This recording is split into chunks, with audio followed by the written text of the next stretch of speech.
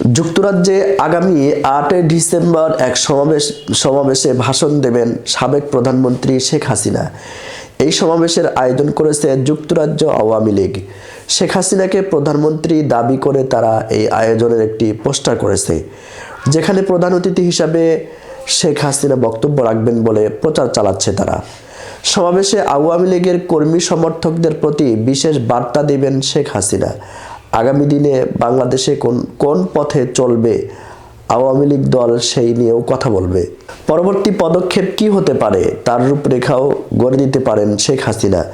বাংলাদেশের অন্তর্বর্তী সরকারের প্রধান ডক্টর মোহাম্মদ ইউনূস গণহত্যার মাস্টারমাইন্ড বলেও চিহ্নিত করেন তারা।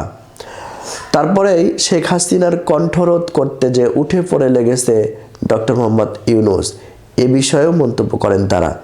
বাংলাদেশের আন্তর্জাতিক অপরাধ ট্রাইব্যুনাল হাসিনার মন্তব্যকে বিদ্বেষমূলক উল্লেখ করে সামাজিক যোগাযোগ মাধ্যম এবং গণমাধ্যম থেকে সরিয়ে দেওয়ার নির্দেশ দিয়েছে।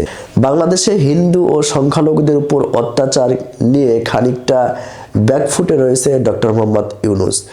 বিশেষ করে সন্ন্যাসী চিন্ময় কৃষ্ণ দাসের গ্রেফতারির ইউনূস সরকারের উপর ক্ষোভ আরও বৃদ্ধি পেয়েছে। রাজনৈতিক বিশেষজ্ঞদের দাবি, সেই সুযোগকে কাজে লাগিয়েই আরও একবার পদ্মা পাড়ের রাজনীতির ময়দানে নিজের জমি শক্ত করতে চাইছেন শেখ হাসিনা।